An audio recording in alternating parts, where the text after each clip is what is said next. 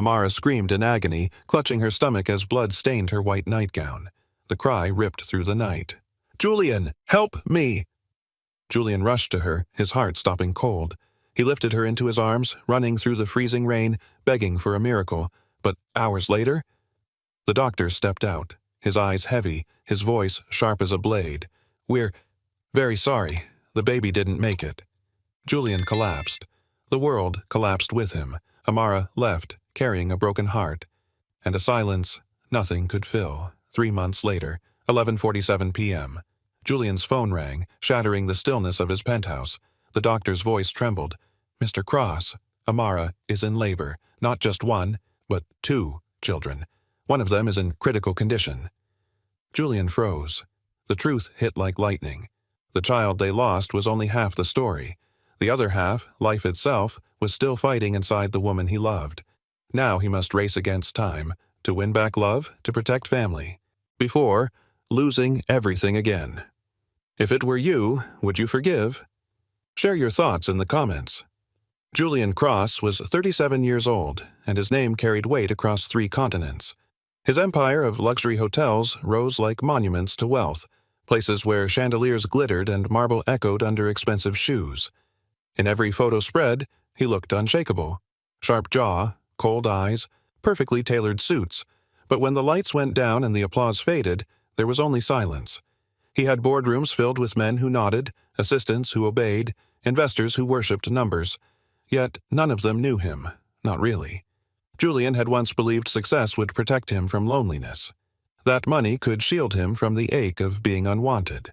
But nights alone in his glass tower told a different story. He could conquer markets, crush rivals, and still return to an empty home where even the echo of his own footsteps felt too loud. People called him ruthless. They said he lived for power. Maybe it was true. Or maybe it was easier to wear that mask than admit how hollow life had become. Behind every deal, every triumph, there was the same question he never allowed himself to ask. What good was all of it if he had no one to share it with? His office stood on the 72nd floor of Cross Tower, overlooking Manhattan like a throne above ants. Down below, millions hurried through the city streets. From his height, they looked small, manageable, insignificant. That was how Julian preferred the world. Under his control, the walls of glass gave him everything he thought he wanted, a kingdom of steel and light. Silence that no one dared break. Assistants spoke through intercoms, never stepping closer than necessary. Every meeting was scheduled, every smile calculated. Julian trusted numbers, not people. Numbers never betrayed him. Balance sheets did not abandon him. Profits did not lie. So he buried himself in spreadsheets and acquisitions, each deal another layer of armor. Love, to him, was a liability, a distraction, something that could unravel everything he had built. Better to stay untouched, better to remain untouchable. Yet, deep inside, he felt the frost spreading. The city outside pulsed with life. Couples holding hands, children laughing, friends calling across the street. He could see them, but never feel them. His empire was vast, his wealth unshakable. And still, as he stared down at the world, Julian Cross realized he had built himself a cage of glass, colder than winter itself. The conference room filled with quiet footsteps as a design team entered, carrying tablets and rolled-up portfolios. Julian barely glanced at them. He had seen 100 of the same. Polished professionals, eager to please, terrified to fail. Then his gaze stopped. At the back of the group stood Amara Ellis. Dark hair tied neatly, simple navy blazer, posture calm. Her eyes were steady, focused on the blueprints instead of on him. No trembling hands, no nervous smile, just quiet confidence. Julian noticed the absence more than anything. No fear, no rehearsed admiration. She treated the plans with more respect than she treated him, and that was new. While the others shifted under his cold stare, Amara did not flinch. Her presence seemed to cut through the sterile air of the room, as if she had carried in a piece of warmth from another world. For a moment, Julian felt unsettled. Women usually sought his attention, or avoided it altogether. She did neither. It was only a flicker, a pause in his routine. But deep down, something stirred. He didn't know her yet. Still, in the stillness of her gaze, Julian sensed the beginning of a story that would not leave him untouched. The presentation began with polished slides of lobbies lined in marble, chandeliers dripping with crystals, hallways gleaming like mirrors. The kind of wealth that impressed most men. Julian leaned back in his chair, unmoved. He had seen it all before. "This is garbage," he said at last, his voice sharp as glass.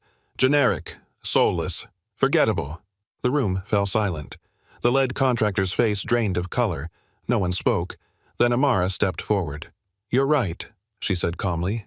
"No apology, no defense, just agreement." Her voice held no tremor, only quiet conviction. Julian's brows rose. No one had spoken to him like that in years. Amara connected her tablet to the projector. Images filled the wall. Warm wood, stone fireplaces, windows opening to mountain skies, spaces that breathed comfort, not intimidation. "The Aspen Ridge Resort should feel like coming home," she explained. "Luxury is not always gold and marble. Sometimes it is peace. Sometimes it is belonging." For the first time in months, Julian leaned forward. The designs pulled something from him he thought long buried. They whispered of life, of warmth, of places where emptiness had no power. In that moment, the meeting changed, and so did he. The room emptied, leaving only Julian and Amara. Her designs still glowed on the wall, warm against the sterile glass and steel around them. Julian paced slowly, his eyes sharp, testing. "Why should I trust you with $50 million? His tone was calculated, the same tone that had broken seasoned executives.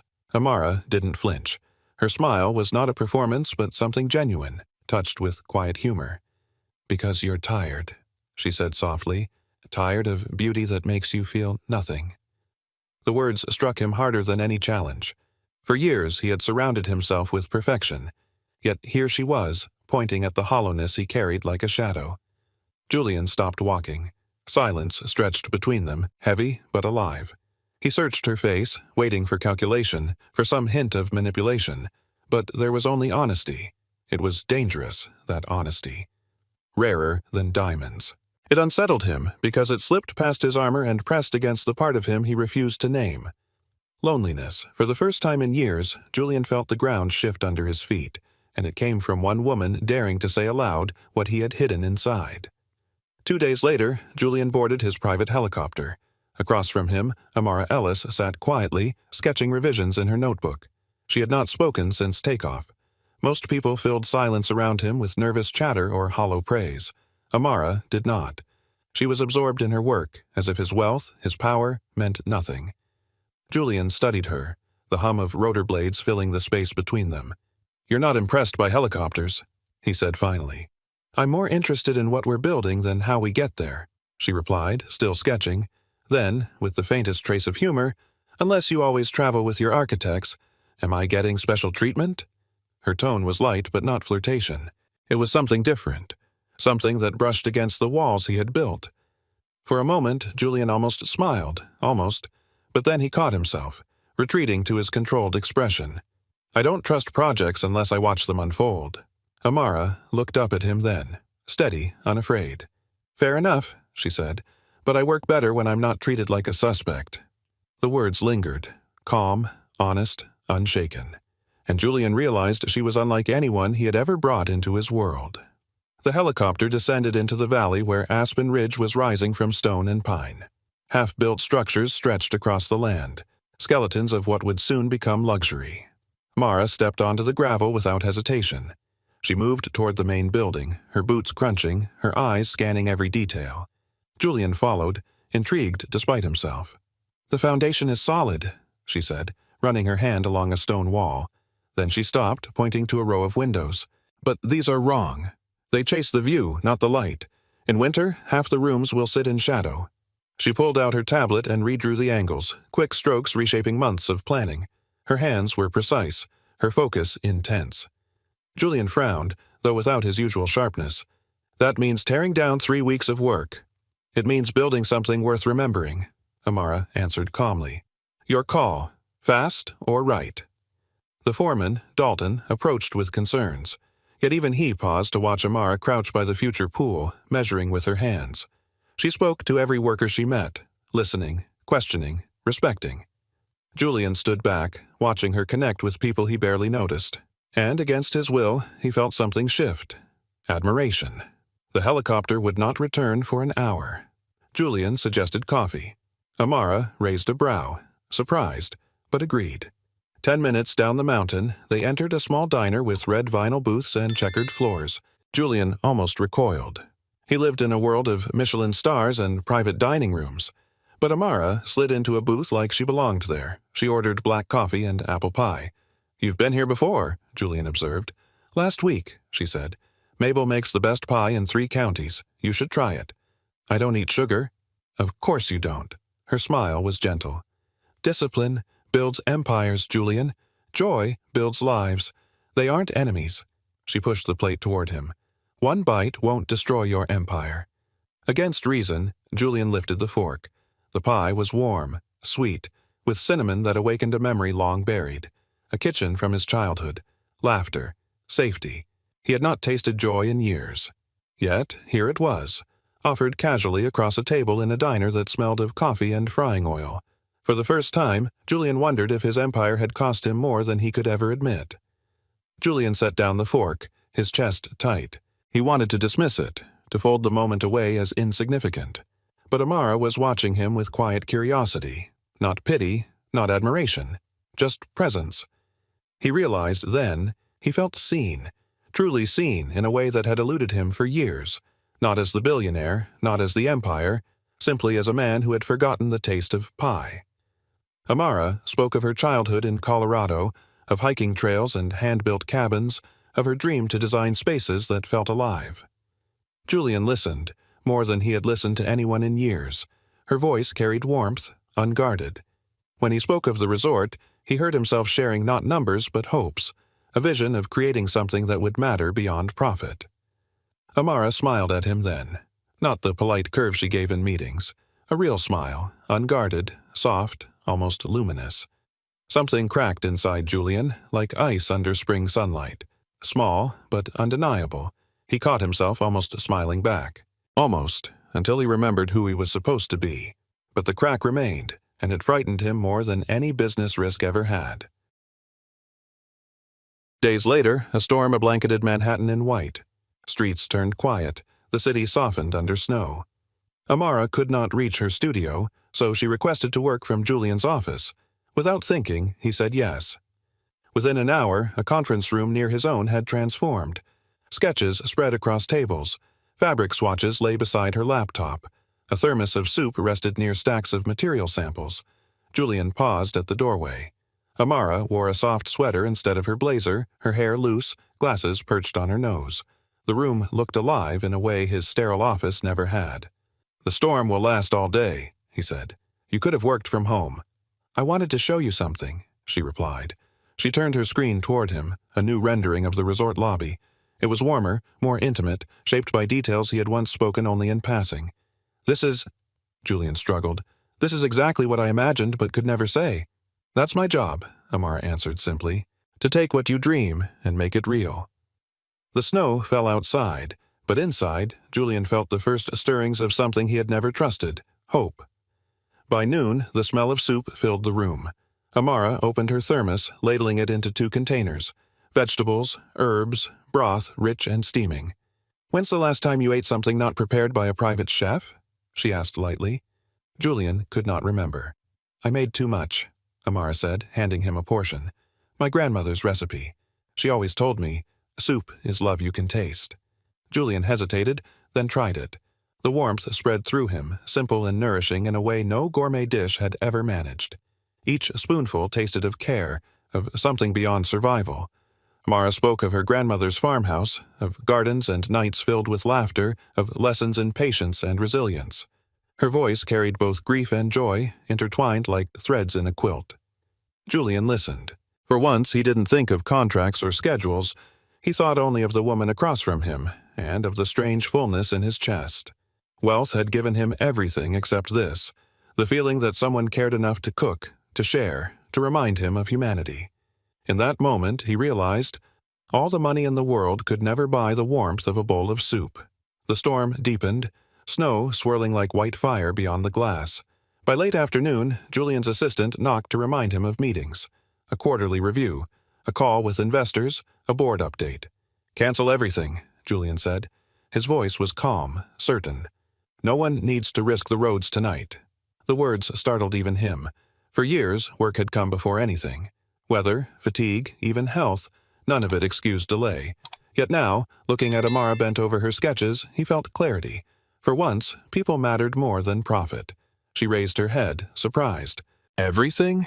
Don't you run an empire? It will survive one day without me micromanaging. Outside, snow buried the city in silence. Inside, warmth grew in a conference room filled with drawings and soup containers. For the first time in years, Julian had chosen presence over power.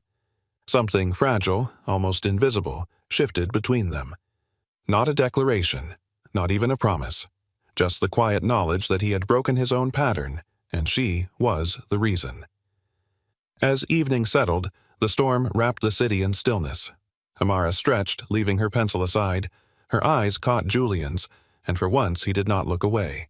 "I never knew my grandparents," he admitted, voice rough. "My parents were too busy building the business. They kept moving, always chasing something. Then, when I was 22, they died in a car accident. I learned that caring only makes life more dangerous. Love just gives fate more ways to hurt you." Amara listened quietly, not with pity, but with presence. Her silence invited honesty. "That must have been lonely," she said at last. The word cut through him like truth. He had called it discipline, focus, control, but she named it for what it was. "There's a difference," Amara added softly, "between solitude and emptiness. One is peaceful, the other just hollow." Julian held her gaze, feeling something unravel inside. For years he had drowned his fear with work, with money. Yet here, in the glow of desk lamps and falling snow, Amara's words pierced the armor. For the first time he allowed himself to admit it. He was lonely. The storm cocooned the city through the night. In that small conference room, life felt different. Julian and Amara worked side by side, debating design choices, laughing at small mistakes, sharing glances that lingered too long. At one point, Amara offered him half of her sandwich. He accepted without protest, surprising even himself. They ate in companionable silence, the kind that felt full instead of empty. Julian found himself watching her when she wasn't looking, the way she tucked hair behind her ear, the way her hand moved quick and sure across the paper. She worked with passion, but not hunger for power. It was love for creation itself. He felt lighter, as if the snow outside had buried his old self under its weight, leaving space for something new to rise. Hope. Amara looked up, caught his eyes, and smiled. It was small, but it held the possibility of spring in the dead of winter. That night did not end with grand gestures or declarations. Only quiet laughter, shared warmth, and the fragile beginning of something that both terrified and comforted Julian Cross. The warmth of that snowstorm lingered for days. But one evening, as they worked late, Amara's phone rang. She glanced at the screen and her face changed. Color drained, her hands trembled. "My father fell," she whispered into the phone. "Internal injuries. I need to get to Denver." Julian froze, then moved with sudden urgency. He called his assistant, voice steady but sharp. "Prepare the jet. Call Dr. Morrison. Find me the best trauma surgeon in Colorado." "Julian, no. This is too much," Amara protested. "You don't have to—" "Yes, I do," he interrupted. His gaze was firm, softer than she had ever seen. "Your father is hurt. Nothing else matters." Within an hour, they were in the air. Amara sat silent, staring out the window, her fingers wrapped around a cup of untouched tea. Julian sat beside her, close enough to offer comfort, but silent enough to respect her fear.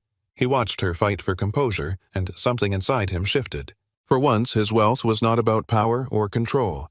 Tonight, it was about care. And for the first time, Julian Cross used his empire not to protect himself, but to protect her.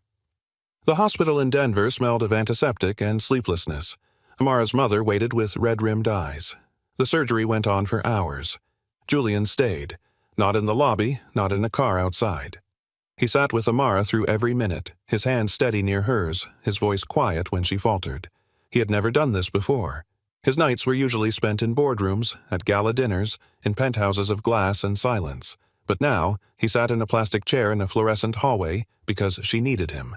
At 2 a.m, Amara's father was declared stable. Relief washed over her, leaving exhaustion in its place. She drifted asleep in the hard chair beside her father's bed. Julian remained awake, watching her face soften in sleep. Her strength, her fragility, the quiet way she carried everything. For the first time in his adult life, Julian Cross stayed awake all night, not to save a deal, but to stand beside a woman.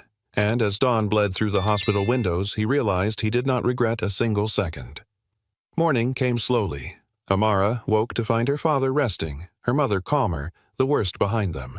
When she stepped into the hallway, Julian was there, speaking quietly with the surgeon he had summoned. She approached, weary but grateful. "You didn't have to stay." "I had nowhere else to be," Julian answered simply. Their eyes met. The corridor was filled with nurses, doctors, the hum of machines. Yet for a moment, the world narrowed to just them. "You haven't slept," Amara whispered. "Neither have you." He hesitated, then added, "I'm used to it." Amara looked at him, really looked, and in his guarded eyes she saw something raw, something that frightened him more than failure ever could. Feeling. Her voice softened. "Julian." He cupped her face carefully, as if afraid she might break. "I know this complicates everything," he murmured. "I know we work together. I know it's wrong, and—" She rose on her toes and kissed him. It was not polished or perfect. It was hesitant, trembling, filled with exhaustion and unspoken truths. But it was real. For the first time, Julian let the walls fall, if only for a moment. The weeks that followed were unlike anything Julian had known. Amara returned to New York, but distance did not silence them. Every evening, when work was done, he called. At first, it was to ask about her father's recovery. Soon, it became something more. She told him about the stars over Colorado, about her mother's stubborn garden, about the porch swing where she sat as a child. He told her small things he had never noticed before, his driver humming jazz under his breath, his assistant's habit of angling his coffee cup the same way every morning. Their conversations slipped past business into the quiet corners of life. And in those corners, Julian felt something he had never allowed himself to feel: ease. When Amara laughed, he caught himself smiling. When she asked about his day, he wanted to answer honestly. The man who had built walls of steel now found himself wanting to open doors. He realized with quiet astonishment he no longer wanted to perform. He wanted to live, and for the first time he wondered if living meant being real with her. On a Friday evening, Julian appeared in the conference room doorway as Amara packed her sketches. "Have dinner with me," he said. She gestured at the takeout boxes scattered across the table. "We just had dinner." "Not work, not takeout. Dinner," he clarified. Later, he led her to a small Italian place tucked underground on the Lower East Side. The red checkered tablecloths, the aroma of bread still warm from the oven, everything was far from the luxury he usually flaunted. "I used to come here with a friend years ago," Julian admitted. "I remembered it." Amara studied him, then smiled softly. "So tonight you didn't bring me somewhere to impress me?" "No." His voice was steady. "I brought you somewhere that felt real." They ate simple pasta, shared wine, and spoke not of contracts but of dreams. Amara confessed she could never do casual. Julian listened, then reached for her hand across the table. "I don't want casual either," he said. "Not with you." It was not a grand gesture, but in that small restaurant, with flowers still dusting the waiter's apron, a quiet truth was spoken. The taxi climbed to Julian's tower, the glass building that scraped the Manhattan sky. His penthouse opened with polished silence. Floor-to-ceiling windows, furniture like museum pieces, art without warmth. Amara walked slowly inside, her eyes sharp but kind. "It's beautiful," she said, then paused. "But it doesn't look like anyone lives here." Julian tried to smile, but it faltered. "I travel a lot. I avoid things that tie me down." She touched the edge of a glass table. "Or things that remind you you're human." Her words hit deeper than she knew. The emptiness of the space reflected the emptiness inside him, every surface perfect, every corner silent. "I live ready to disappear," he admitted at last. The confession tasted bitter, but freeing. Amara stepped closer, her presence softening the cold air. "You don't have to disappear with me here," she said. Julian's chest tightened. No one had ever spoken to him that way. No one had looked past the empire and into the man. That night, his penthouse ceased to be only a fortress. For the first time, someone had dared to call it, and him, empty. They sat on the couch, the city spread below in lights and silence. Amara tucked her legs beneath her, wine forgotten in her hand. Julian's gaze lingered, heavy with unspoken truth. He drew in a breath, then let the words fall. "I think I'm falling in love with you, and it terrifies me." Silence stretched. Amara's eyes softened, not with shock but with understanding. Being terrified isn't always bad, she said gently. Sometimes it just means it matters. Julian looked at her, every mask stripped away. He was not the Empire now, not the billionaire in control. He was a man confessing fear, craving connection. Amara reached across the space, laying her hand on his. You don't have to be fearless, Julian. You just have to be honest. For a long moment, he could only breathe, the city pulsing beneath them like a heartbeat. Then he drew her into his arms. The kiss they shared was not tentative. It was full of surrender, of risk, of the fragile courage to believe in love.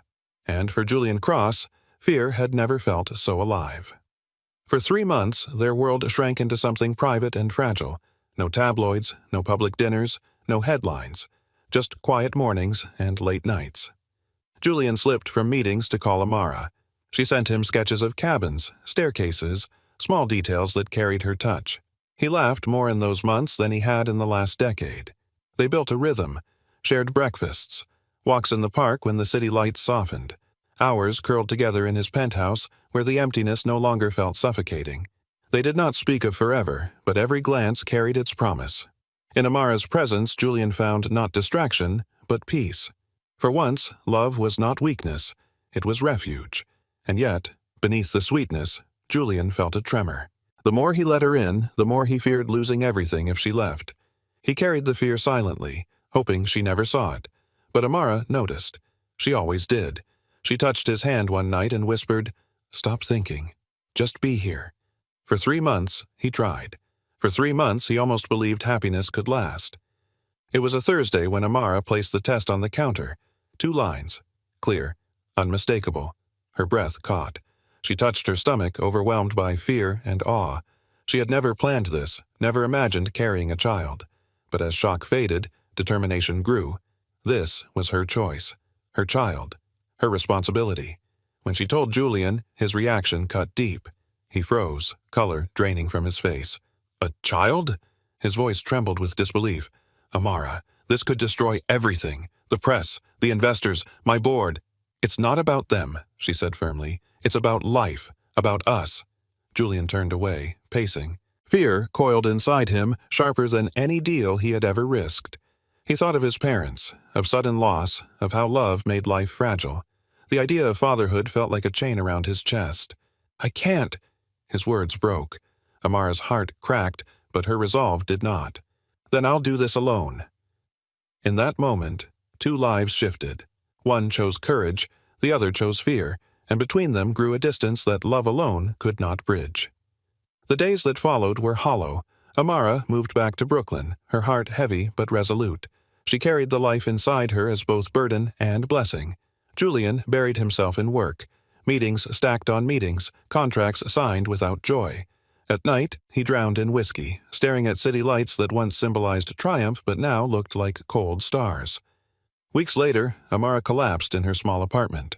The hospital confirmed what she already feared. She had lost the baby. The word miscarriage sliced through her like a blade. She wept silently, alone. Her mother held her, but no comfort could fill the emptiness. The child, who had barely begun now, belonged only to memory. Julian heard through a brief, stilted call. He said nothing. He felt everything. Guilt clawed at him, yet pride kept him from reaching out. Instead, he drank more, hid deeper. His empire stood unshaken, but inside, he crumbled. Love had asked him to be brave. He had chosen fear. Now he was left with silence, a glass in his hand, and the haunting knowledge that his choices had cost him both Amara and the child they would never meet. 6 months passed. The distance between them felt final. Amara rebuilt quietly, keeping her grief close. Julian buried himself deeper, but no deal erased the ache. Then, one night, his phone rang. A number from Denver, a nurse's voice on the line. "Mr. Cross? She's in labor. You need to come. And it's twins." Julian's glass slipped from his hand, shattering on marble.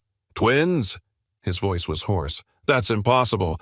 I thought—" "She carried to term. She's in critical condition. If you want to see them, come now."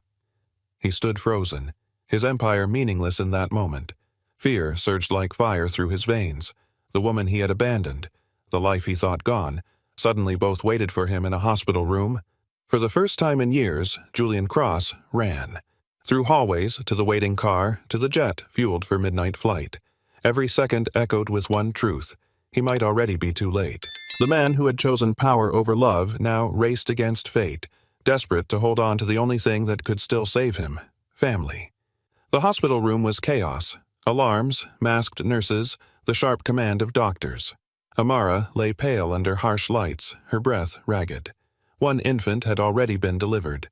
The second was in distress, the cord wrapped cruelly. Julian burst through the doors, security trailing behind. He froze at the sight of her, then surged forward. "Save them!" he demanded, his voice breaking. "Save my family, whatever it takes." The surgeon glanced up, steady. "We need to operate now. Consent?" Julian's hand trembled as he signed. Every fortune he had built meant nothing in that moment. All that mattered was 3 fragile lives fighting for breath. Minutes felt like hours. He pressed his forehead against the glass, whispering prayers he had never believed in. His empire could not control this. His power could not command life. Then a cry pierced the silence. Thin, desperate, alive. One twin, then another. 2 voices, ragged but real. Julian's knees buckled. Tears blurred his vision. He had nearly lost them, and in that moment he knew he would never let them go again. A nurse placed the swaddled infants in his arms. Julian looked down at them, their tiny faces scrunched, their cries filling the sterile air. His chest shattered open. "I'm your dad," he whispered, voice breaking. "I'm sorry. I should have been here sooner. I will never leave you again." Tears fell freely, unchecked. For the first time, Julian Cross wept without shame. When he looked up, Amara's eyes met his. She was weak, her face pale, but her gaze was steady. In that look, he saw forgiveness he did not deserve and love he thought lost forever.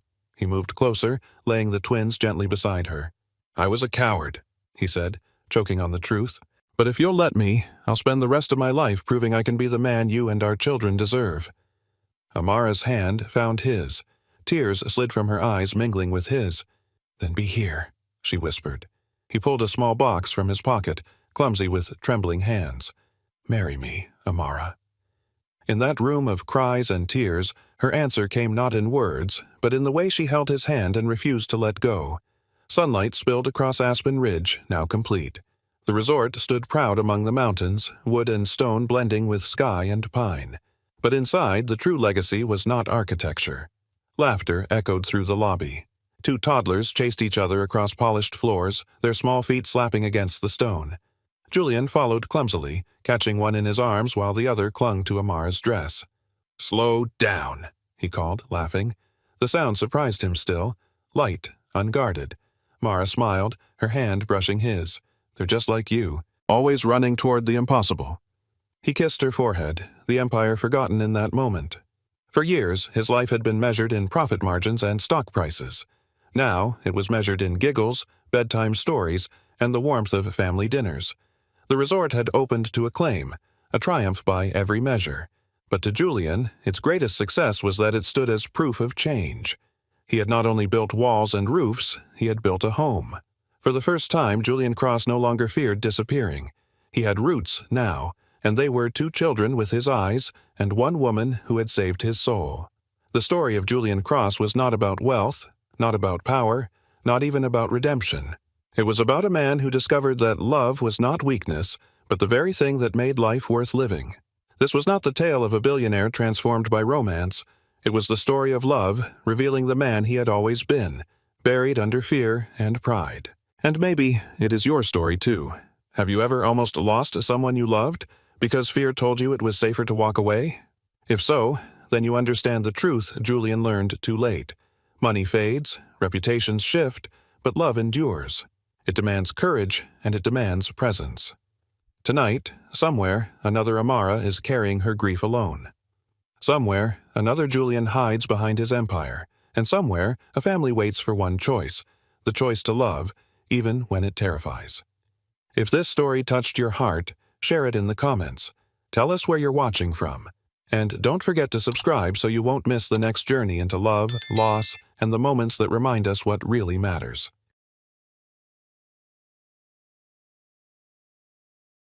"Stay with me, Malek. Just hold on, all right?" His voice cracked as he whispered. gripping the tiny 6-year-old tightly in his arms. Malik whimpered, face pale against his father's chest. "I'm okay. Daddy, it really hurts." Blood from a nasty gash on his shin had soaked through his prep school uniform. What started as an innocent playground accident spiraled into a father's worst nightmare. Asher had dropped everything, canceled a multi-million-dollar contract call from Zurich mid-sentence, and boarded a jet home. His driver barely stopped before Asher flung the car door open. "My beautiful family, welcome to Love and Twilight, where stories of love, healing, and second chances come alive.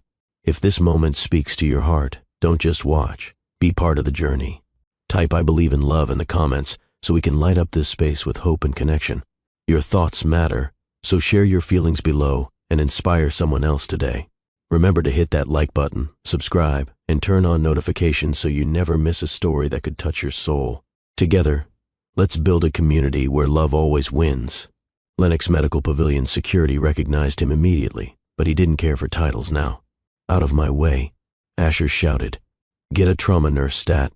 Doctors and nurses flinched as the man who usually ruled from boardrooms now barreled through the emergency wing like a hurricane. The smell of antiseptic assaulted his nose. Every step back into a hospital tugged at a part of his past he never healed. Sir. A nurse in light blue scrubs stepped forward. "ER is under sterilization. Patients are being routed through maternity overflow on level 3. "Maternity?" Asher blinked, rage simmering under confusion. The nurse pointed toward the elevators. "Stitches and trauma are being processed near pediatrics. Just go to level 3. He grunted and charged ahead, cradling Malik's head as if it were glass. The elevator door dinged open. Malik moaned softly. "I've got you, son. You'll be okay. You're safe." The third floor was uncharacteristically quiet. Most hospital wings buzzed with beeping monitors and murmuring staff. But here, dim lights, distant cries, a cold stillness as if time paused. Asher turned left, instinctively heading toward the pediatric emergency intake station. That's when he saw it. Room 418. The door wasn't shut completely. The curtain was drawn, barely. Inside, he stopped walking. Everything inside him froze. Her hair was still curly, still dark and wild. Her legs were propped up in stirrups, hospital gown rumpled around her belly. Her face was contorted in pain, hands clutching the side rails, breasts heaving from effort. She was in labor. She was alone. And she was Lainey, the woman who had ghosted him 7 months ago, the woman he once thought would be his forever, until one day she vanished like a ghost in daylight. Lainey Rivera, the one who took a piece of his soul when she left. "Daddy, why is that lady screaming?" Malik mumbled from his arms. Asher couldn't speak. He couldn't think. He couldn't breathe. He stepped closer to the cracked door, barely realizing he was moving. "Lainey?" His voice came out low, hoarse, ragged, not like him. She turned, eyes wide, full of sweat, panic, and unmistakable shock. "Asher," she gasped. "What are you doing here?" Malik stirred, then groaned. "Bleeding. Playground," Asher muttered like an automaton. A nurse nearby raised her head. "You the father?" Asher stared blankly. "Of Lainey's baby," the nurse replied, glancing back into the room as the doctor prepped for delivery. Lainey's mouth opened, but nothing came out. The silence said everything. Malik, noticing the tension, looked between them. "Daddy. Is she okay?" "She's..." Asher forced the words out. "She's having a baby."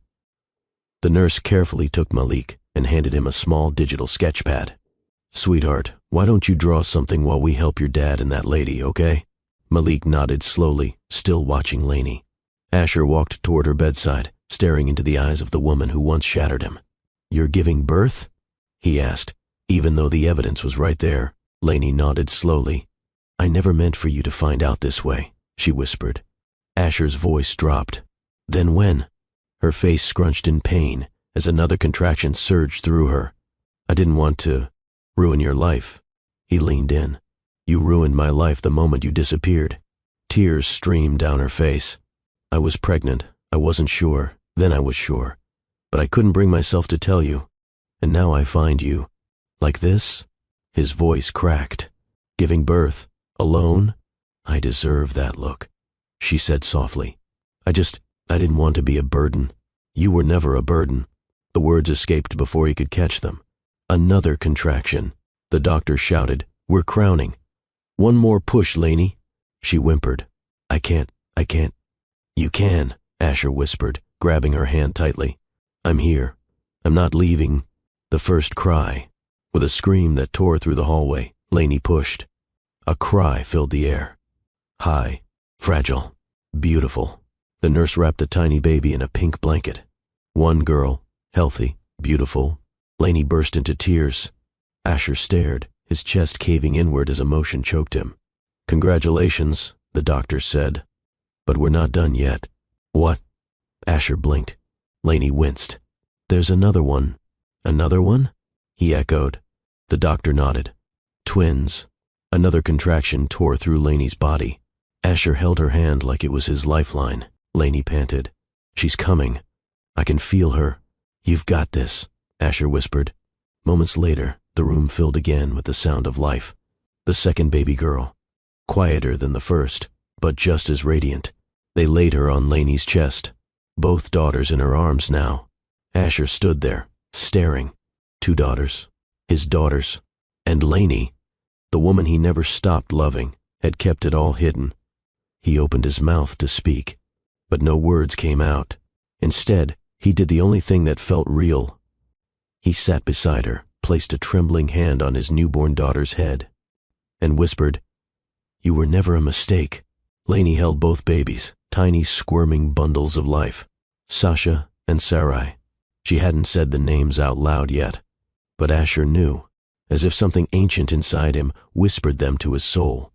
Malik sat nearby on a padded chair with a crayon in his hand and wide eyes. "Daddy," he asked, "are those babies your babies too?" Asher's jaw flexed. He wasn't ready for that question. Not yet. He turned to Lainey instead. "I need the truth." Lainey didn't look away. She was exhausted, sweaty, pale, but something about her eyes was still the same. Fierce and soft at once. "I found out 2 weeks after I left," she began. "I was dizzy. I chalked it up to stress. But then the nausea started, and when I saw the test..." She paused, blinking rapidly. "I panicked. I thought it was some cruel twist. You and I had just collapsed." Asher leaned against the windowsill, silent. "You didn't even fight for me," she whispered. "I figured I'd been replaced by your boardroom in under 24 hours. You sent a breakup text, Lainey," he said, biting down on the bitterness. "Not even a goodbye in person. Just a line that said, 'I can't be what you need. Goodbye.'" "I was scared," she murmured. Asher's fists clenched. "You were pregnant, and you didn't think I deserved to know?" "I didn't know if they were yours," she confessed. That stung more than it should have. "I'm not the only man you were with?" he asked, voice low. Lainey closed her eyes. "I was broken, Asher. You didn't ask why I left. You just moved on." "I didn't move on," he snapped. "I died in silence, alone, like a fool." A nurse passed by and slowed at the sound of tension, but Lainey shook her head. They needed no audience. "I went to Mexico for a corporate women's retreat," Lainey said. "It was supposed to be healing." There was one night, a moment of weakness. Asher looked away, his jaw working. 2 months later, she added, "I did a paternity test when I got back. They're yours." His breath hitched. "Both?" Lainey nodded. "Identical. 1 egg, 1 donor, 1 man." Asher's stomach twisted. "And still, you didn't call?" "I didn't know how to face you." "So you thought giving birth in silence was the better route?" Her eyes welled with fresh tears. "Yes, the moment should have been filled with rage, but instead it was filled with something worse, longing." He watched Lainey cradle their daughters, her trembling arms, her wild curls clinging to her temples, her lips, whispering tiny nothings to 2 lives she kept hidden from him. "You named them?" he asked, softer now. "I waited until I saw them," she said. "Sasha, Sarai. They came to me like prayers. They're perfect." Lainey blinked in disbelief. "You're not angry?" "Oh, I'm furious," he growled. "But I'm also hypnotized. I can't stop looking at them, and I can't stop thinking about what it would have been like if I had been here." She looked down. "I never wanted to rob you of this. I just didn't think you'd want more kids." "Why would you think that?" You told me once that Malik was enough, that you were done with being vulnerable. Asher swallowed hard. That was after I lost my brother, he said, and I was afraid to love again. I never said you couldn't be part of that healing. Malik tugged on his dad's sleeve. Dad, are those babies really my sisters? Asher looked at his son. Yes, he said, kneeling. They are. Why didn't I know? Asher hesitated. Because grown-ups mess things up sometimes, he admitted. We make bad choices when we're scared, but I promise we'll fix it. Can I hold one? Malik asked. Lainey blinked. She smiled. Yes, baby. Come sit beside me. A nurse helped him onto the bed. Sarai, the quieter twin, was gently placed in his arms. She's really small, he whispered. She's your sister, Lainey said, voice cracking. She already loves you. Asher felt something shift in him. Watching Malik cradle his sister, smiling softly, all the fury, all the pain, it dulled under the weight of a new reality. This wasn't a betrayal. It was a beginning. The room fell into a strange calm. Lainey handed Sasha to Asher. He sat down slowly, holding the warm, squirmy weight against his chest. Sasha yawned. She had his nose. She had Lainey's chin. He was gone. I don't know if I can forgive you, he said honestly. Lainey didn't flinch. I don't expect that, but I need answers. Ask me anything. What happens next? Lainey stared at the ceiling. I don't know. Well, Asher said, cradling Sasha tighter. You're not leaving this hospital without me knowing where you live. She gave a small, tired laugh. Still bossy. I've changed, he said, but not when it comes to what's mine. She gave him a look. Don't say things like that if you don't mean them. I wouldn't hold your baby if I didn't. Asher looked around the room. White walls, pale blue curtains, machines humming faintly. The last time he was in a maternity ward, it was when Malik was born. Lainey had almost died from blood loss. He remembered praying for the first time in years, promising to be better if she just lived. She did. But they didn't. I still remember how you looked when Malik was born, he said quietly. She blinked. Do you? You cried when he first opened his eyes. I cry a lot. No, you don't, he corrected. You pretend to. But that night, you were real. And I swore I'd never let anything hurt you again. Lainey's breath caught. Then why did you stop holding me at night? That silenced him. The emotional weight in the room grew heavier than air. Asher kissed Sasha's forehead, then passed her back to the nurse. I'll give you space, he said finally. You don't have to. I think we both do, he replied. This isn't over. But it's too raw right now. Lainey nodded. Asher stood, straightened his blood-stained shirt, and walked to Malik. Ready to get your stitches? Are you mad at Miss Lainey? Malik asked softly. No, Asher replied, gently ruffling his son's curls. I'm just surprised. She's nice, Malik said. She gave me her crackers in the waiting room last month. Asher's head whipped around. What? Malik smiled. We saw her here once. She said her tummy was hurting. I thought she was hiding puppies under her sweater. Asher stared at Lainey. She looked away. He exhaled. We'll talk later, he said. Lainey nodded, voice trembling. I'll be here. Lainey lay in bed, eyes fluttering between sleep and panic. Two tiny bassinets flanked her hospital bed, each holding a swaddled miracle. Sasha stirred first, lip trembling before a soft cry followed. Sarai remained still, the calmer one, breathing in small, perfect puffs. She reached out weakly and touched both bassinets at once. She was a mother of 3 now, and for the first time since the night she'd sent that devastating goodbye message, Asher knew. Asher stepped back into the room, this time without Malik. The boy was with a nurse in pediatrics, a Looney Tunes bandage on his shin and a juice box in hand. He was asking if his sisters liked dinosaurs. Lainey looked up as Asher closed the door behind him. You didn't have to come back, she said, throat still hoarse. Yes, he replied, walking closer. I did. He sat on the edge of the chair beside her bed. I'm trying not to be angry, he admitted. She turned her face toward the window. It's okay. You can be... No, I can't. Not when I'm looking at proof that life had other plans for us. There was silence then. I wasn't planning on telling you at all, she whispered. Why? His voice cracked slightly. Lainey's eyes shimmered. Because you're Asher Lennox. Because I watched you on TV, closing deals, taking over companies, sitting beside women I could never compete with. You think I left you for those women?" She hesitated. "I didn't," he said firmly. "Not once." Lainey's voice dropped. "You changed. You got colder, and I didn't know how to thaw you without losing myself." He rubbed a hand down his face. "Losing you was the only thing I truly failed at," he muttered. The door cracked open gently. Malik stepped inside, holding a crayon drawing. "Dad," he said softly, "can I show her?" Asher nodded. Malik walked over and handed the paper to Lainey. 3 stick figures. A tall man, a woman with curly hair, and a boy holding hands with 2 small baby figures. Lainey's lip trembled. "This is us?" she asked. Malik grinned. "Yeah. I drew it while I waited." "Are we going to be like that?" Lainey blinked back tears. "I don't know yet," she answered honestly. Asher looked at the drawing and then at Lainey. "We could try." Sasha began to cry. Sarai followed within seconds. Lainey struggled to lift one baby into her arms. Asher stood and reached for the second. "I've got her," he said. "You sure?" "I watched about 10 parenting YouTube videos on the plane back," he replied dryly. "Let's see if they work." Lainey laughed, genuinely for the first time in months.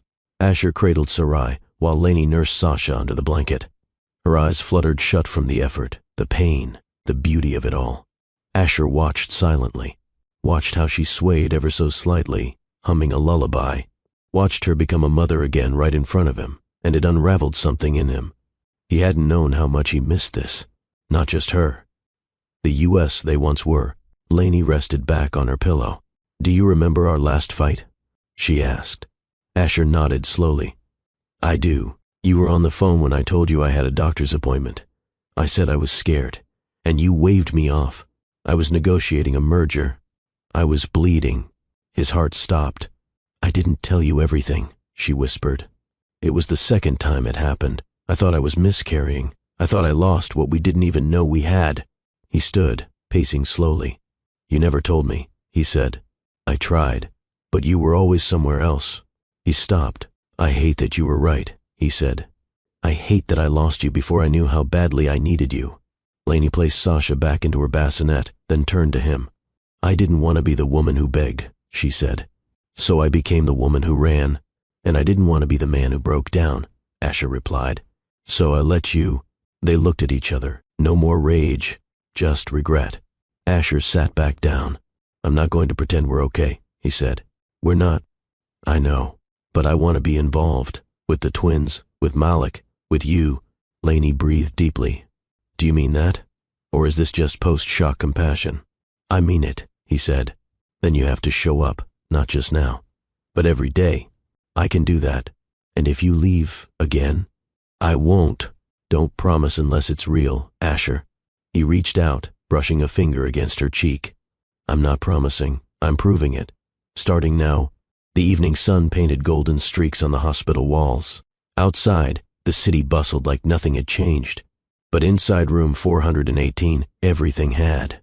Malik snored softly on the fold-out chair. The twins slept side by side. Lainey lay back on the pillow, eyes heavy but heart lighter. Asher stood at the window, one hand in his pocket, the other gripping the side of the curtain. He wasn't a CEO right now. He wasn't a man at war with love. He was a father, a man who'd stumbled back into the life he'd almost lost and found 3 reasons to stay. The hospital wing was quiet again. Most of the staff had thinned out. Only the hum of machines and the occasional squeak of nurse shoes remained. Malik lay curled under a light blanket on the visitor's recliner, his crayon drawing resting on his chest. Sasha and Sarai, freshly changed and fed, were tucked into separate bassinets beside their mother's bed. Asher stood in the corner, arms folded, staring at nothing. Lainey broke the silence. "You're still here. I said I wouldn't leave. You didn't say you'd stay either." He looked at her, his expression unreadable. "Fair enough." She shifted, the soreness from delivery still fresh. She tucked a pillow behind her back and cleared her throat. "Do you remember when you told me I was reckless with feelings?" "Yes, you were right." She didn't wait for sympathy. "I held on to the pain so tight I forgot what softness felt like. I told myself you didn't care, that you'd moved on. It made it easier to hate you than miss you." Asher exhaled through his nose. I told myself you were weak for leaving, that I was better off alone. She nodded slowly. We both lied to ourselves. And each other. He walked to the edge of the bed, but didn't sit. You weren't supposed to carry all this by yourself, he said. You didn't ask if I needed help. I didn't think I had the right after you left. I didn't leave because I hated you, she whispered. I left because I hated the version of myself that stayed. That hit him harder than he expected. He sat down finally, elbows on his knees. You know what hurt most? He asked. Lainey waited. You left while I was still choosing you, every single day, even when I couldn't show it right. Tears brimmed in her eyes. I didn't know that, because I didn't say it. I thought you'd always know. I used to wait by the door for you to come home, she said. I used to rehearse apologies in the car before I walked in. You never said any of them. I figured if I brought home another contract, another win, you'd feel safer. I didn't want wins, Asher. I wanted you. His voice was tight. I didn't know how to give myself to someone without losing control. Well, she replied softly, you lost me instead. They sat in the stillness, wrapped in shared regret. A soft cooing noise pulled both their gazes toward the bassinets. Sasha kicked her legs gently, face scrunching before her mouth opened in protest. Sarai followed seconds later with a matching wail. Lainey tried to sit up again, but Asher had already stood. I've got them, he said. She watched, surprised, as he walked straight to the bassinets and scooped up both girls, one in each arm. His large hands cradled them effortlessly. The way he looked at them, like they were precious. He sat with them, rocking gently, whispering nonsense to quiet them. You're a natural, Lainey said, astonished. He looked down at the girls, then back at her. I missed this with Malik. I was so focused on being a provider that I forgot how to be present. You're doing it now. I don't want to miss it again. There was a letter, she said suddenly. He looked up. I wrote it the week I left, never sent it. What did it say? That I loved you, that I was drowning, that I didn't know how to breathe in your world. He set the twins down and walked over slowly. You should have sent it. I didn't think you'd read it. I would have. 100 times. Lainey blinked away tears. I hated the idea that you stopped needing me, she whispered. I never did, he said. I just stopped knowing how to show it. Asher sat back on the bed. I want to do this right, he said. Lainey raised an eyebrow. Do what? This family, you, Malik, the twins, even if it means changing how you live. He nodded. I'll delegate more, work less. I'll show up. You can't fix the past in one day. I'm not trying to fix it. I'm trying to start over. She looked at him long and hard. You're serious. I am. Lainey lowered her eyes. And what if I'm scared? He reached out and held her hand. Then I'll be brave enough for both of us. A soft knock interrupted them. It was Malik, in his socks, holding a juice pouch. I couldn't sleep, he mumbled. Asher opened his arms. Malik climbed onto the bed beside Lainey, snuggling between them. Did you fight? He asked sleepily. No, Lainey said, wrapping an arm around him. We talked. Are you mad at each other? No, Asher said. We're trying to figure stuff out, like a puzzle. Exactly. Malik yawned. Then I want to be one of the pieces. Lainey smiled, tears threatening again. You already are, she whispered. The hospital dimmed its lights for evening hours. A gentle hush wrapped around room 418. Lainey lay in bed with her hair untied, soft curls spilling over the pillow. Her hospital gown was slightly loosened at the neckline, exposing a collarbone Asher hadn't seen in almost a year. Malik had finally drifted off in a nearby chair, clutching a coloring tablet. The twins slept beside him, one hand reaching for the other even in sleep. Asher stood at the window again, hands buried in his pockets. You're doing that thing again, Lainey said softly. He turned. What thing? Looking out like you're about to jump. I'm not. Then why do you look like you're still trying to run? Asher slowly walked over to her bedside. I don't know how to act around you anymore, he admitted. You mean because I gave birth to your children without telling you? He gave a dry chuckle. That's part of it. They sat in silence again, the air humming with unfinished sentences. I still think about you, she whispered. Asher looked up. Sometimes I wake up reaching for you, she continued. Even after everything. He swallowed. Same, he said. Her eyes flicked to his chest, then his lips, then back to his eyes. I don't know what to do with how I feel, she murmured. Let it be what it is, he replied. Lainey blinked. And what is it? Undeniable. He leaned in slowly. There was no rush, no need to prove anything. Their lips met like two halves reuniting after a long exile. The kiss wasn't gentle. It was aching. Familiar, but urgent. She gasped against his mouth, his hands sliding around her neck, anchoring her in a way she forgot she craved. Lainey moaned softly. The sound alone nearly broke him. You're insane, she breathed between kisses. I've always been insane for you, he whispered, brushing his lips across her jaw. Asher moved the sheet down gently. Her legs parted with hesitation, but not resistance. I just had twins, she whispered again. I'm not taking anything from you, he said. I just want to remember how you feel. His hand traced the curve of her thigh, slow and reverent. She arched slightly. Her body remembered before her mind did. Her breasts, swollen from nursing, ached beneath the fabric. He reached up, cupped one through the gown, and gently teased her already tender nipple. She cried out. He swallowed the sound with another kiss. You're going to make me lose my mind, she whimpered. That's the plan. It didn't become full-blown passion. Lainey was still healing, but Asher kissed every inch of her with a devotion that undid her walls one breath at a time. The heat between them wasn't about sex. It was about memory, belonging, knowing exactly how to bring each other home. She gripped the back of his head as he kissed his way down to her hip. You never forgot me, she whispered. I couldn't. You never stopped loving me.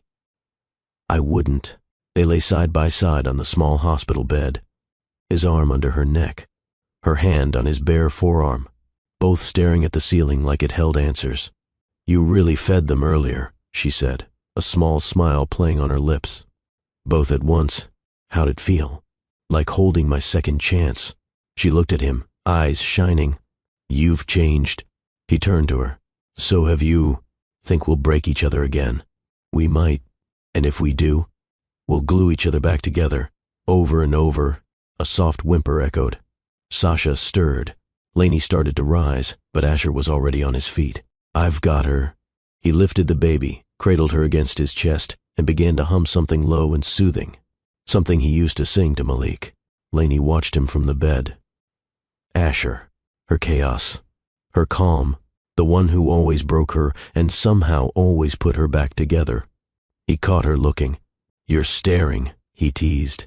You're beautiful, she said. He chuckled. No one's ever said that to me while I burped a baby. Well, she said, smiling. I say what I mean now.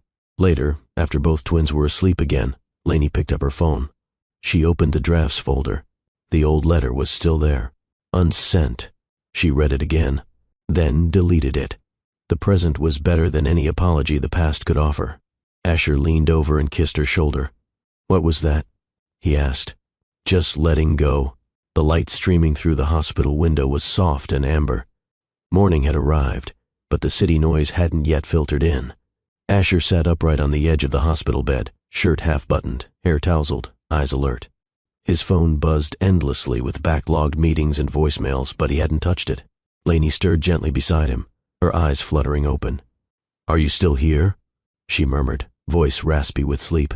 He glanced back. Yeah, you didn't even sleep. I watched you. Her cheeks flushed. You're intense. And you're dangerous. Dangerous? He nodded. You make me want things I swore off. Malik entered the room carrying a bowl of cornflakes and almond milk. He plopped beside the bassinets and announced, I think we should all live together now. Lainey raised a brow. Oh? He munched loudly. It just makes sense. I mean, Dad's here, you're here, babies are here. Why are there so many houses? Asher laughed. You're 6 and already making real estate decisions? He teased. I'm serious, Malik said, slurping milk. I don't want to live in one house if my sisters live in another. Lainey blinked. She hadn't thought that far ahead. Asher leaned forward. Would you like that, Lainey? She hesitated. It's not just about what I want. Later that morning, the pediatrician came in to check the twins. Malik was escorted downstairs to the cafeteria. Asher stood at the foot of the bed while Lainey swaddled Sasha again. I thought I knew how to protect myself from pain, he said. She looked up, puzzled. But then last night, watching you cry, watching Malik draw us like we were already a family again, it broke something in me. Asher, I cried in the elevator, he admitted, right after I walked out the first time. That night you left, Laney's face went pale. I punched the mirror, scared my own driver, went back into that penthouse and just collapsed. He rubbed his hands together, voice trembling. And last night, when I held Sarai, I cried again, but not because I was broken, because something healed. Laney climbed out of bed slowly, barefoot, dressed in a fresh hospital robe. She walked up to him without saying a word and placed her palm on his chest. He looked down at her hand, then back into her eyes. She reached up and kissed him. This one was different, not desperate, not fueled by unresolved passion. It was soft, warm, healing. When they broke apart, she whispered, "You still make me feel safe." And just like that, Asher's eyes shimmered. A single tear rolled down his cheek. "You still make me feel like I have something to lose," he whispered back. A nurse came in mid-moment, carrying folded blankets. She paused. "Oh," she said, grinning slightly. "Should I give you two a moment?"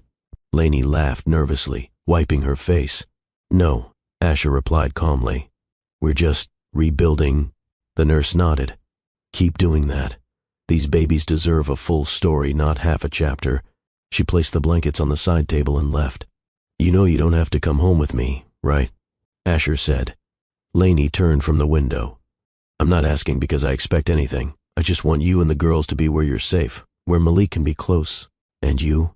He smiled softly. "I'll be there too, but only if you want me." Laney hesitated. "I don't have answers yet. You don't need to." He stepped forward, pressing his forehead to hers. "I'll give you space, but not distance. Not again." Sasha began to cry. Asher picked her up instinctively. She settled instantly in his arms.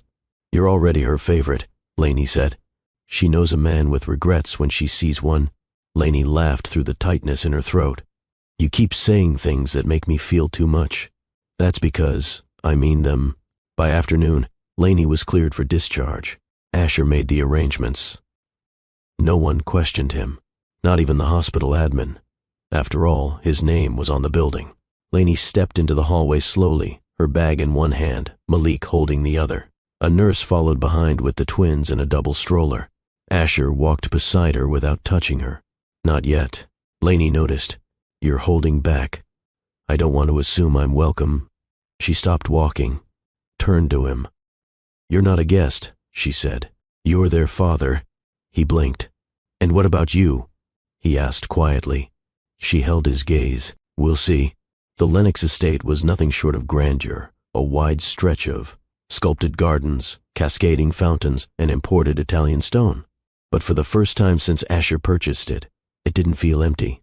Laney stepped out of the town car slowly, twins in her arms with Malik, rushing ahead excitedly to push open the oversized double doors. "Is this really our house now?" Malik beamed, already kicking off his shoes by the marble foyer. "It's your house," Asher said, holding open the door for Laney. "If you want it to be." Laney stood just inside the doorway, glancing up at the high ceilings, the velvet drapes, the curated art collection. None of it was familiar. None of it felt like home. Yet, a nurse assigned by Asher's private staff took Sarai from Laney to place her in the prepared nursery. Sasha had already dozed off in Laney's arms. "Your room is just across the hall from the nursery," Asher said. "My room?" she repeated. "Figured you'd want your own space at first," he explained. "I didn't want to assume." Laney nodded. "Thank you. I also stocked the fridge with your favorite tea," he added. "And strawberries. Malik told me." She blinked. He remembered every little thing. Later that afternoon, Laney wandered into the kitchen. It was nearly twice the size of her old apartment. She stared at the long countertop, overwhelmed. Asher appeared at the entrance, sleeves rolled up, tie discarded. "Don't panic. The espresso machine has a cheat sheet beside it," he joked. Laney laughed. "It looks like it could launch satellites. I only use it to burn toast and make ice cubes." She turned serious for a moment. "Why are you really doing all this?" He leaned against the fridge. "Because I missed too much. Because I don't want you to feel like a guest in a house you helped create, even if we didn't realize it." Laney lowered her gaze. I don't know if I can just live like this. Then don't. Make it something new, something that fits you. That night, after dinner, Malik sprawled across the couch, half asleep with his head on Lainey's lap. Asher fed Sarai, while Sasha lay curled in a Moses basket on the floor. Lainey's voice broke the quiet. "What are we doing?" Asher didn't look up. "Feeding your daughter. You know what I mean." He set down the bottle and exhaled. "I'm trying to rebuild trust, one day at a time. One bottle, one diaper, one apology at a time." "I'm not asking for an apology. You deserve one anyway." Lainey stroked Malik's curls. "You think this could actually work? Do you want it to?" "I don't know." "That's okay," he said. "I'll wait." The twins woke up simultaneously around midnight. Asher was the first out of bed. He walked into the nursery and changed one diaper with military precision, then rocked Sasha until her hiccups stopped. Lainey joined moments later, already lifting Sarai from the crib. "Look at us," she said softly. "Like, we've been doing this together all along." He looked over. "Maybe we were always meant to." She walked past him, brushing his shoulder. "Don't say things you don't mean." "I never stopped meaning them," he replied. She didn't look back, but her grip on Sarai tightened slightly. The next morning, Malik woke up before the sun and tiptoed into their room. Asher and Lainey had fallen asleep beside each other on the oversized couch in the nursery, both twins tucked in slings on their chests. Malik stood in the doorway, watching for a full minute before whispering, "This looks like a movie." Asher cracked one eye open. "What kind of movie?" Malik grinned. "The kind where the good guys win. If you believe healing is possible, even after heartbreak, like share, subscribe, and drop a comment below with, 'I still believe,' and let's show the world that second chances matter." Later that evening, Lainey stood at the door to her guest suite. Asher walked past, Malik on his shoulders, both of them laughing about something ridiculous. She watched them, watched how effortlessly Asher had stepped into this version of fatherhood. "How long do I have to stay in the guest suite?" she asked suddenly. Asher paused. "You tell me." Lainey smiled. "Ask me again tomorrow." He nodded, heart pounding. And this time he didn't press. The Lennox estate awoke slowly, quietly. No corporate calls, no kitchen noise. Just the sound of baby gurgles, Malik's laughter from the living room, and Lainey's bare feet on polished marble. Asher had stepped out early for a short meeting at his downtown office, but he left a note on the kitchen island. "Coffee already brewed. Twins had a bottle at 6. Malik asked for pancakes, but I promised him you'd do a better job." Lainey picked up the note, her lips tugging into a smile despite herself. She looked down at the white button-down she had thrown on after her shower. One of his, oversized, still faintly smelling like him. She hadn't meant to wear it, and now she didn't want to take it off. "Mom, you burnt this one." Malik laughed, holding up a misshapen pancake. Lainey flipped the next with more focus. "Let me see you do better," she challenged, sliding the bowl of batter toward him. Malik dipped a spoon with dramatic flair and poured a blob onto the pan. It sizzled unevenly. "I call this one the dinosaur foot," he announced. Lainey laughed so hard she nearly dropped the spatula. Just then, Asher walked in, black slacks, collar open, no tie. He stopped at the kitchen entrance. His breath caught. Lainey, bare legs, his shirt, her curls piled in a loose bun, her laughter echoing off the walls of his cold estate, making it feel alive. He swallowed. "Pancakes?" he asked. Lainey glanced over her shoulder, smirking. "You're just in time for the dinosaur foot." With the twins down for a nap and Malik glued to a cartoon marathon, Lainey stretched out on the couch with a book. Asher sat in the corner armchair pretending to read the paper, but his eyes kept drifting back to her. She noticed. "You're staring again," she said. "You're wearing my shirt again. Technically, the first time, and dangerously well." She laughed softly. "You know, it's weird. This place used to feel like it belonged to someone else. Now, not so much." Asher's expression shifted. "Is that a good thing?" She closed the book. "It might be." Asher gave Lainey a quiet tour that afternoon, not as a host, but as a man slowly offering her keys to his world. "This is the guest library," he said. "Malik calls it the boring room." Lainey smiled. "I love it. And this was going to be a cigar lounge, but I never finished it." "Good," she replied. "Cigars are disgusting." He smirked. "You always hated them. You always lit one when you were stressed." I haven't touched one since you left. She glanced at him sideways. You didn't have to change for me. I didn't. I changed because I lost you. When they reached the door to the guest suite, Lainey paused. The crib had been moved to the main nursery. The side table was cluttered with bottles, nipple cream, pacifiers, burp cloths. The room didn't feel like hers. It felt like waiting. She turned to Asher. Did you make all these changes yourself? Some. Staff helped. But I picked every piece of furniture. I wanted it to feel like you. She looked around. You did too good a job. It doesn't feel like a guest room. It never was. That night, Malik insisted on a sleepover in the primary bedroom. He dragged in pillows, snacks, a flashlight, and a tablet. Asher set him up at the foot of the bed, and Lainey, still wearing the shirt, slid in beside him. The sheets were crisp, the air smelled of citrus and sandalwood, and the silence between them wasn't heavy anymore. It was hopeful. I like it here, Malik mumbled sleepily. I think the twins like it too. Lainey ran a hand through his curls. Why? Because nobody's sad here.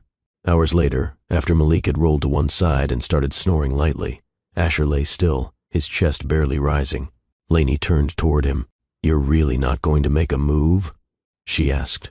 He opened one eye. Are you asking me to? No, she said. I just wondered if you still wanted me.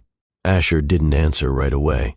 Instead, he reached out, slipped his hand around her waist, and pulled her gently toward him.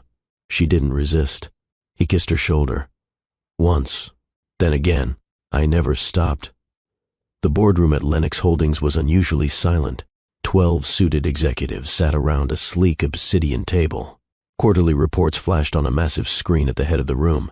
Asher sat at the center, stone-faced, sharply dressed, yet visibly distant. His assistant, Claudia, handed him a document. Chairman Lennox, your signature?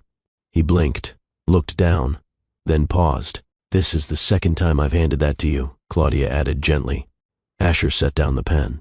My apologies. My head's not here. A few exchanged glances. No one dared to speak. The moment the meeting adjourned, Asher retreated into his office and locked the door. He pulled out his phone and opened the security app connected to the nursery camera at home. Sasha was asleep, thumb in mouth. Sarai was squirming in her crib, trying to flip over. Malik's laughter echoed faintly in the background. Lainey entered the frame a second later, barefoot again, swaying gently with a bottle in one hand and a soft lullaby on her lips. Asher leaned back in his chair and smiled. That was where his mind lived now, not here. Asher's phone rang. He answered quickly. Dad, I heard from the board. You were late today. I was. Something wrong? No. Something right. There was silence on the other end. You sound different, his father finally said. I am. I don't know if that's good or bad. It's necessary. I suppose you'll miss the annual gala this weekend too.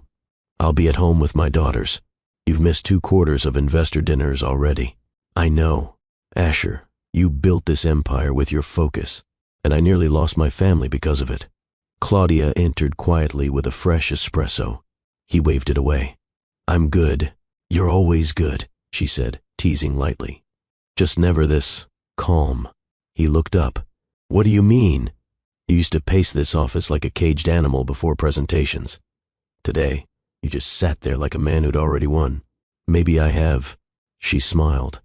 Does this have anything to do with the woman who visited last week with a double stroller? Everything. That afternoon, Lainey showed up. No warning. No security clearance needed. Claudia had already put her on the approved list. She walked in wearing jeans and a cream sweater, twins in the stroller, and Malik holding her hand with a paper bag in his. What's this? Asher asked, stunned. Lunch, Malik announced proudly. Homemade? Asher grinned. Lainey made, she corrected.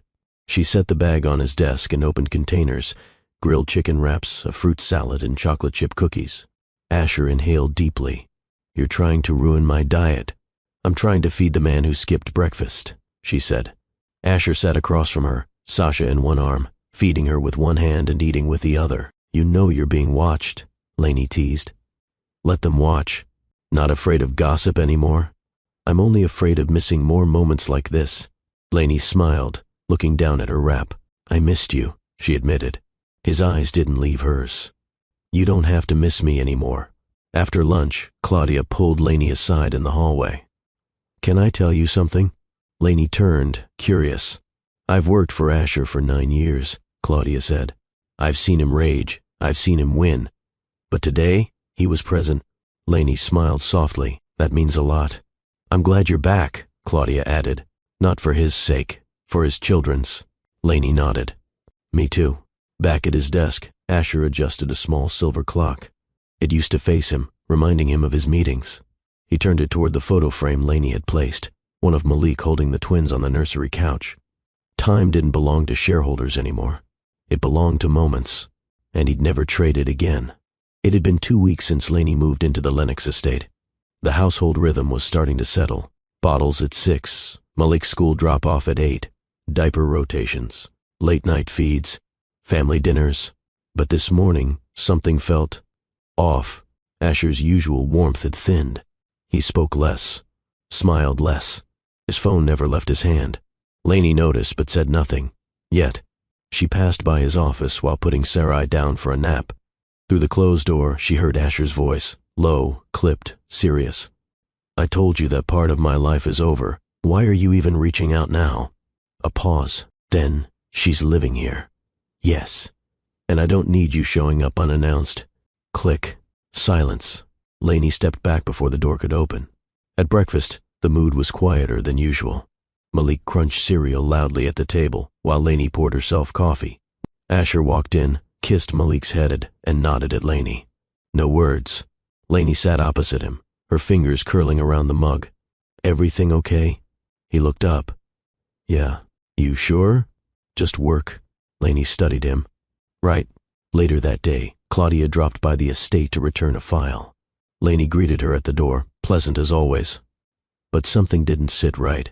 She noticed Claudia's red lipstick, the same shade Asher used to comment on, the one Lainey used to hate seeing on napkins in his office trash bin. She shook it off, until she heard them laughing in the hallway. It was casual, harmless, but it dug into old wounds, the fear of not being enough, the echo of how fast she used to feel replaced.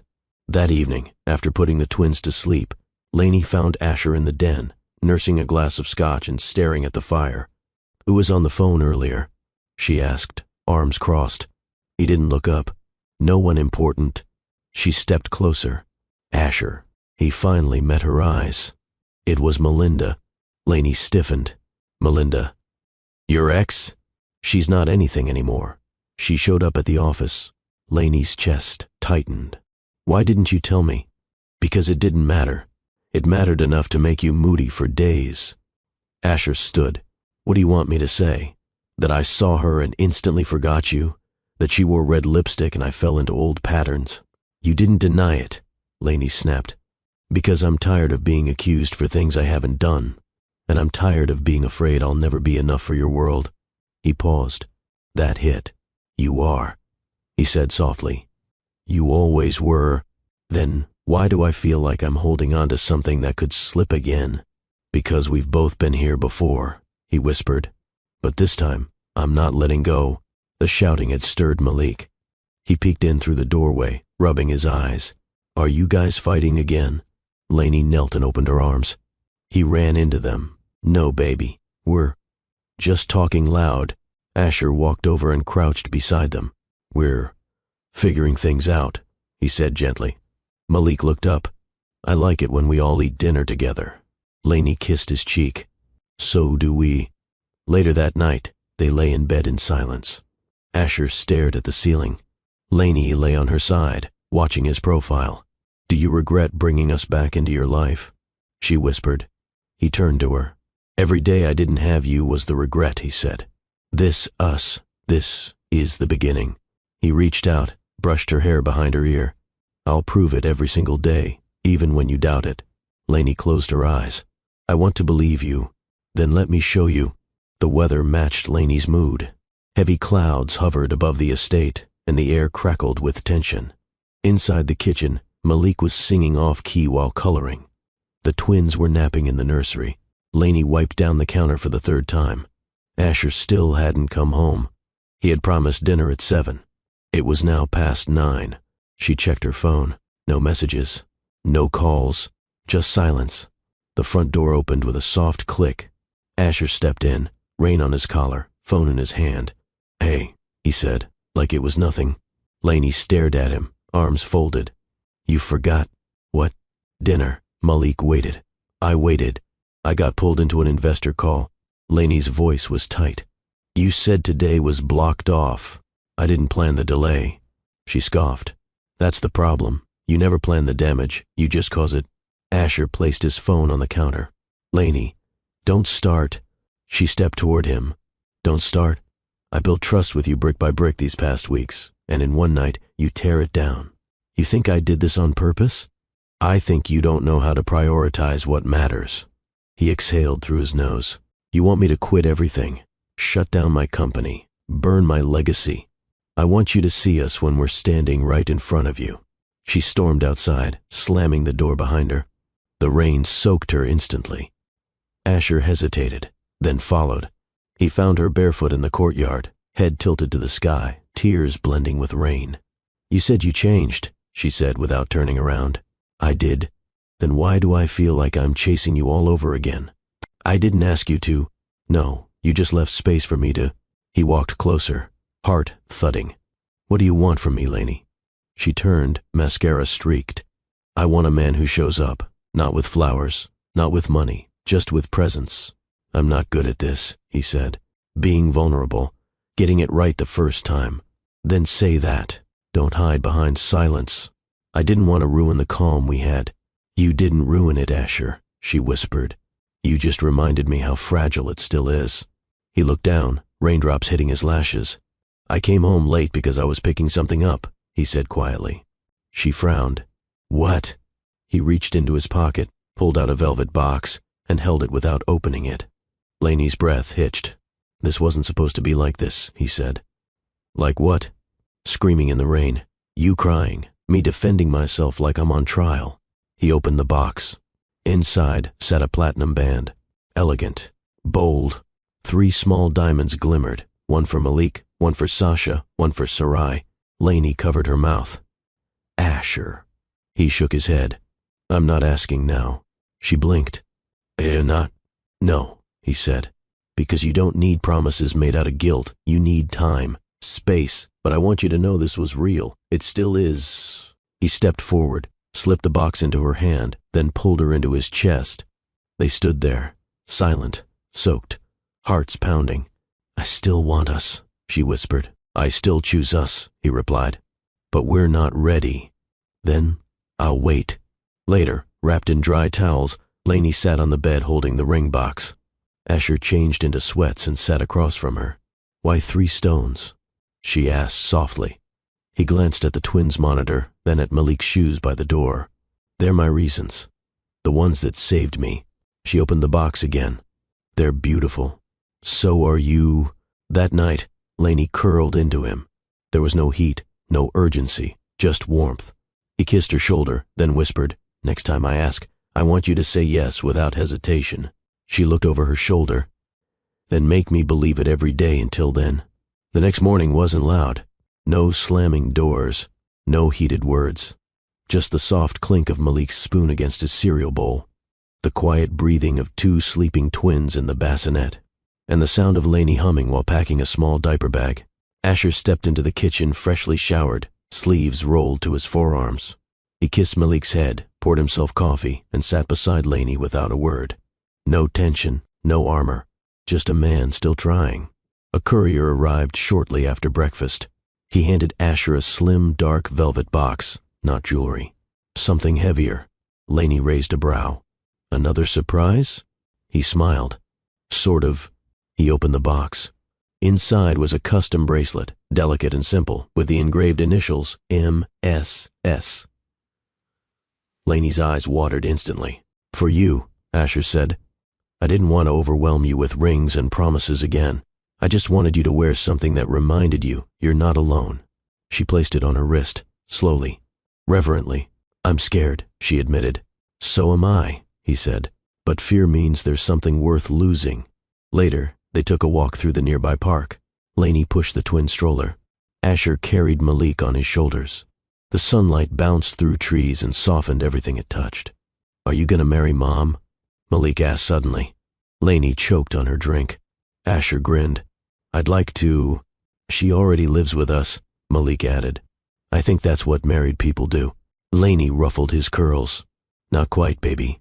But it'd be cool. Then all my friends would know I have a real family. That hit Lainey harder than she expected. She looked at Asher. He was already looking at her. That evening, Lainey rocked Sasha to sleep while Asher changed Sarai's diaper. The light from the mobile cast little stars on the ceiling. I used to dream about this, Lainey said softly. A quiet home, babies in the nursery, someone to share it with. Then why'd you run when it got too close? Because I didn't think I deserved it. Asher turned, holding Sarai in one arm. You still think that? Sometimes. He stepped closer. Do you know why I picked 3 stones for that ring? She shook her head, one for each child. But also, he placed Sarai in her crib and turned back to Lainey. One for the past, one for the present, one for the future. She looked up slowly. I've made peace with the past, he continued. I'm standing in the present, and I want to build a future with you. Lainey stared at him, stunned. He dropped to one knee, not with fanfare, but with sincerity. He didn't pull out the box. He didn't rehearse a speech. He simply looked up at her, eyes raw and steady. Lainey Rivera, will you marry me? Not because we're trying to fix something, but because we've already started something worth protecting? She laughed through her tears. Now? He smiled. Only if you want forever to start today. She crouched down in front of him, pulled his face to hers and kissed him. Yes, she whispered. Yes. Malik burst into the room seconds later, holding a half-eaten granola bar. Did I miss something? Lainey laughed. We just got engaged. He blinked. Like, forever? Forever, Asher confirmed. Do I have to wear a suit? Lainey grinned. Only if you want to match Daddy.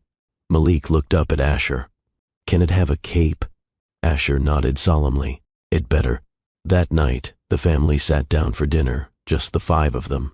No housekeepers, no chefs, just spaghetti, garlic bread, and paper napkins with cartoon designs.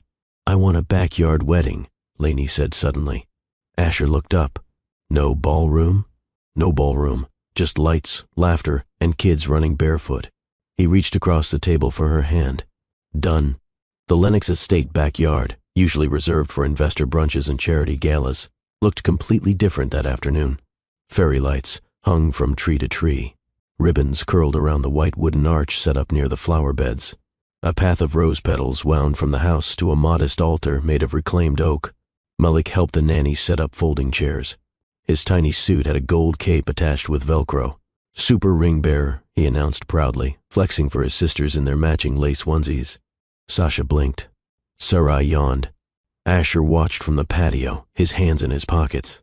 I don't think I've ever seen this house look this alive, he whispered. Lainey stepped beside him in a white lace dress, soft, elegant, barefoot. Good. Because neither have I.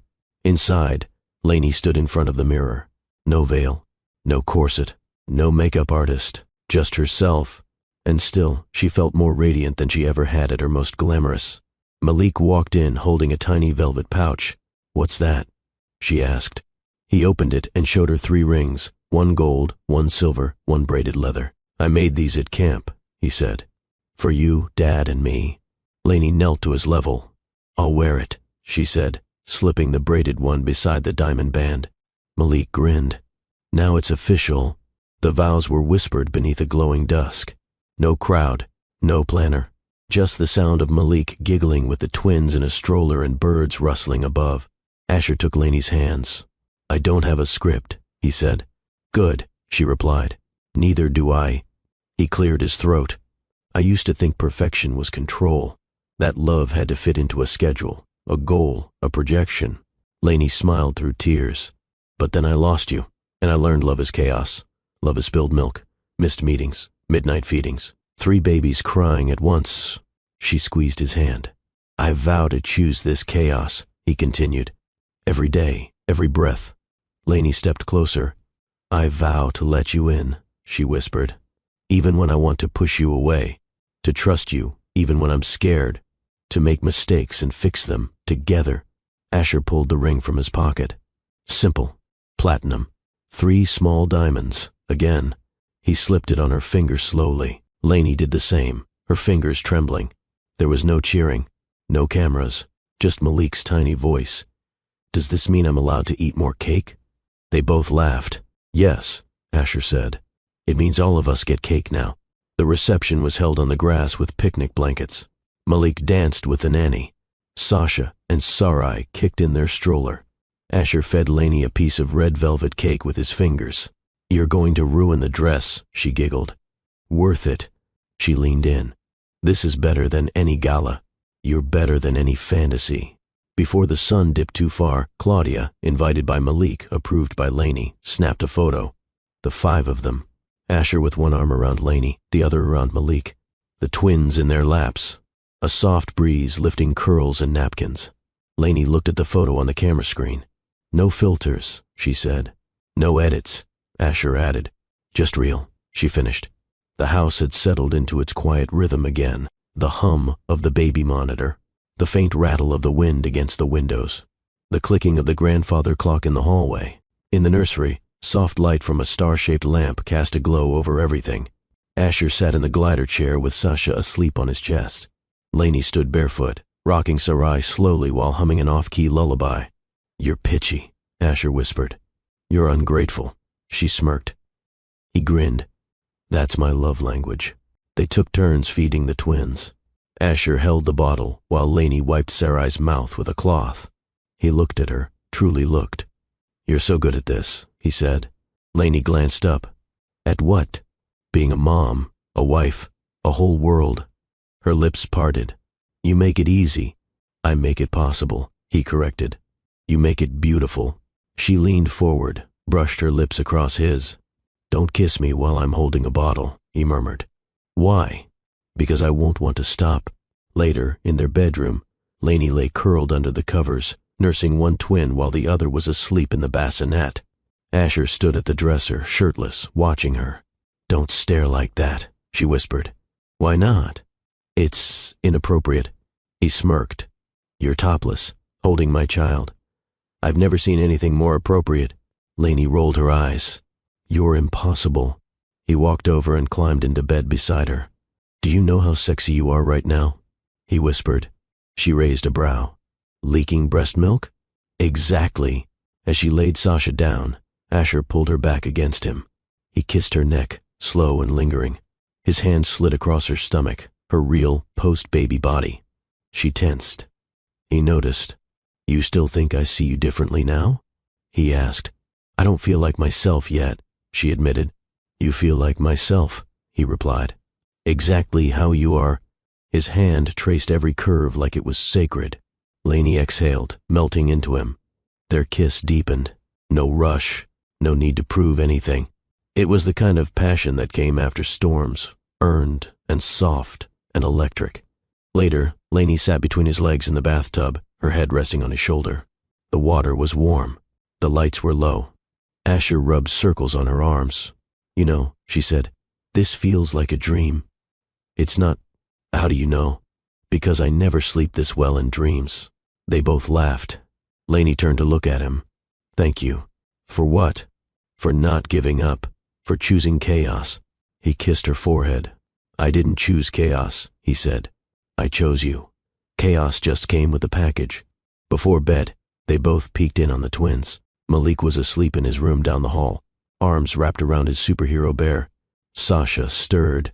Lainey adjusted her blanket. Asher whispered, Do you ever think we'd get back here? She shook her head. But I'm glad we did, she whispered. He kissed her hand. We're not back, he said. We're beyond. On her nightstand, Lainey found a sticky note the next morning. In Asher's handwriting, I'll never stop choosing you, even when you forget how to choose yourself. She stared at it for a long time, then pressed it to her chest. Sunlight spilled through the tall windows of the Lennox master bedroom. Asher stirred first, blinking against the brightness. Lainey was still tucked against his side, her curls a soft halo across his chest.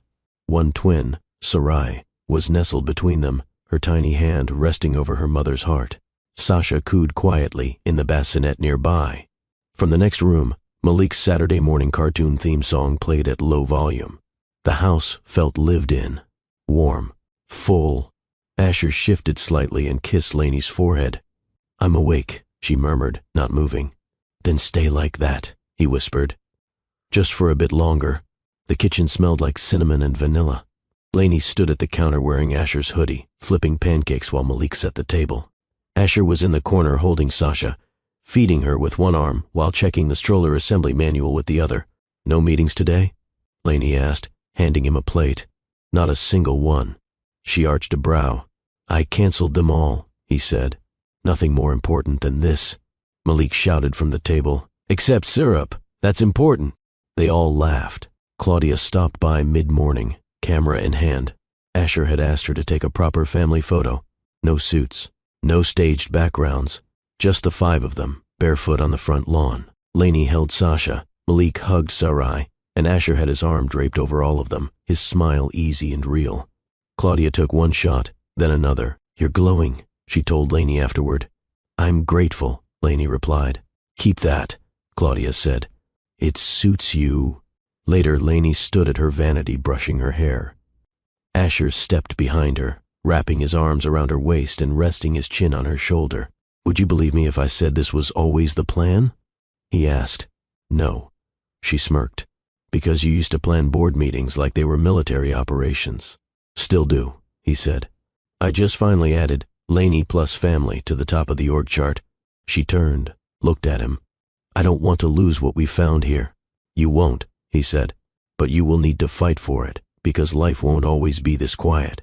Then let's promise to keep showing up." He kissed her. Always. That night, with all three children asleep, and the city lights twinkling, in the distance, Laney stood on the balcony wrapped in a blanket. Asher joined her, handing her a cup of tea. They watched the skyline in silence for a moment before she finally spoke. "You don't always get a second chance, but when you do, you take it, not because it's easy, but because it's right." She turned to him. "We lost each other once. But love, real love, has a way of finding its way home, even through fear, even through silence, even through time." Asher nodded, gripping her hand gently. "What matters most is not how long you've been apart, but how deeply you choose each other again. Dear beautiful family, if this story moved you, if it reminded you that love can be messy but still magical, I want you to do 3 things right now. Subscribe and like this video so more souls can find hope. Again, comment. I believe in second chances if you've ever loved, lost, and learned. Share this with someone who needs a reminder that healing is possible, even after heartbreak. Let's fill the comments section with stories of redemption, healing, and second chances. Let the world know love doesn't give up. And as the moonlight bathed their home in silver and the quiet of the night returned, Laney rested her head on Asher's shoulder and whispered, "This is the life I never knew I could have." To which Asher replied, without hesitation, "It was always yours. I just had to catch up."